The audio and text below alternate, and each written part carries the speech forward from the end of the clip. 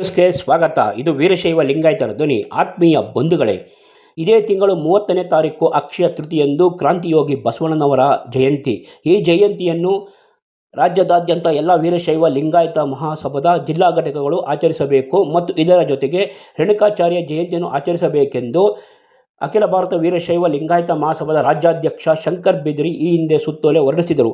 ಆದರೆ ಇಂದು ದಿಢೀರ್ ಆ ಸುತ್ತೋಲೆಯನ್ನು ಹಿಂದಕ್ಕೆ ತೆಗೆದುಕೊಂಡು ಶಾಕ್ ನೀಡಿದ್ದಾರೆ. ಈ ಶಾಕ್ ನೀಡಿರುವ ಹಿನ್ನೆಲೆಯಲ್ಲಿ ಶಂಕರ್ ಬಿದರಿಯವರ ಮಾತು ಮಹಾಸಭೆಯಲ್ಲಿ ನಡೆಯುತ್ತಿಲ್ಲ ಎಂಬುದು ಗೋಚರವಾಗುತ್ತಿದೆ.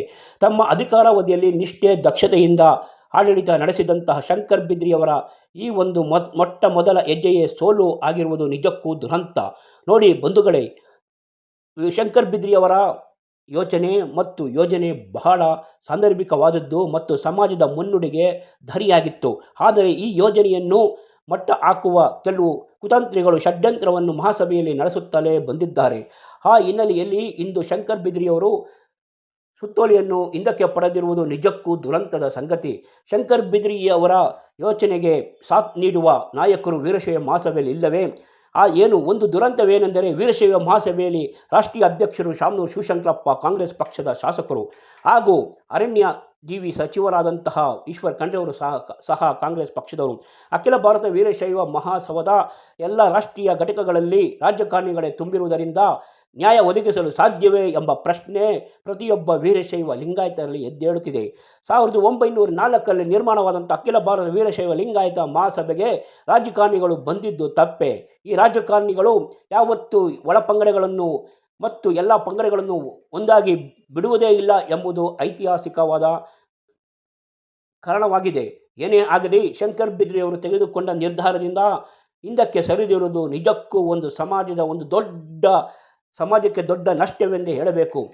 ಶಂಕರ್ ಬಿದರಿಯವರೇ, ತಾವು ದಯವಿಟ್ಟು ಮೊದಲು ಯೋಚಿಸಿ, ತಮ್ಮ ಸುತ್ತಮುತ್ತ ಒಳ್ಳೆಯ ಸಲಹೆ ನೀಡುವ ಸಲಹೆಗಾರನ್ನು ಇಟ್ಟುಕೊಳ್ಳಿ ಎಂದು ವೀರಶೈವ ಮಹಾಸಭಾದ ಕೆಲವು ಪದಾಧಿಕಾರಿಗಳು ಪರೋಕ್ಷವಾಗಿ ತಮ್ಮನ್ನು ಕೇಳುತ್ತಿದ್ದಾರೆ. ಶಂಕರ್ ಬಿದರಿ, ನೀವು ತೆಗೆದುಕೊಂಡ ದಿಟ್ಟ ನಿರ್ಧಾರಕ್ಕೆ ಇಡೀ ಕರ್ನಾಟಕದ ಜನತೆ ಖುಷಿಪಟ್ಟಿದ್ದರು. ಆದರೆ ತಾವು ದಿಢೀರ್ ಎಂದು ಈ ಒಂದು ಸುತ್ತೋಲೆಯನ್ನು ಪಡೆದ ಕಾರಣ ಎಲ್ಲೋ ಒಂದು ಕಡೆ ಶಂಕರ್ ಬಿದರಿಯವರ ಮಾತಿಗೆ ಬೆಲೆಯೇ ಇಲ್ಲ ಎಂಬ ಜಿಜ್ಞಾಸೆ ಎಲ್ಲರಲ್ಲೂ ಮೂಡುತ್ತಿದೆ. ಶಂಕರ್ ಬಿದರಿಯವರೇ, ತಾವು ಸುತ್ತೋಲೆಯನ್ನು ಇಂದು ತೆಗೆದುಕೊಂಡಿರತಕ್ಕಂಥ ಇಂದಿನ ಆ ಕುತಂತ್ರಿಗಳು ಯಾರು, ಆ ಷಡ್ಯಂತ್ರವೇನು ಎಂಬುದೇ ಒಂದು ಯಕ್ಷ ಪ್ರಶ್ನೆಯಾಗಿದೆ. ನಮಗೆ ವೀರಶೈವ ನ್ಯೂಸ್ಗೆ ಬಂದಿರುವ ಮಾಹಿತಿ ಪ್ರಕಾರ ಅರಣ್ಯ ಖಾತೆ ಸಚಿವ ಈಶ್ವರ ಭೀಮನ್ ಖಂಡ್ರೆ ಅವರದು ಪಾತ್ರವೂ ಇದೆ, ಸೇರಿದಂತೆ ಅನೇಕ ಮಠಾಧೀಶರುಗಳು, ಅನೇಕ ಎಲ್ಲ ರಾಜಕಾರಣಿಗಳು ಇದರ ಹಿಂದೆ ಇದ್ದಿದ್ದಾರೆ ಎಂದು ತಿಳಿದು ಬಂದಿದೆ. ಏನೇ ಆಗಲಿ, ತಾವು ದಿಟ್ಟ ಹೆಜ್ಜೆಯನ್ನು ಇಟ್ಟಿದ್ದೀರಿ. ಆದರೆ ಇಟ್ಟ ಹೆಜ್ಜೆಯನ್ನು ಹಿಂದಕ್ಕೆ ತೆಗೆದುಕೊಂಡಿರುವುದು ವಿಪರ್ಯಾಸವೇ ಎಂದು ಹೇಳಬಹುದು. ಇನ್ನು ಮುಂದಾದರೂ ಶಂಕರ್ ಬಿದರಿಯವರೇ, ತಾವು ಯೋಚಿಸಿ ಹೆಜ್ಜೆಯನ್ನು ಮುಂದಿಡಿ. ಆಗಲೇ ವೀರಶೈವ ಮಹಾಸಭಾದ ರಾಜ್ಯಾಧ್ಯಕ್ಷರಾಗಿರುವುದಕ್ಕೆ ಒಂದು ಶಕ್ತಿ ಬರುತ್ತದೆ. ನಮಸ್ಕಾರ.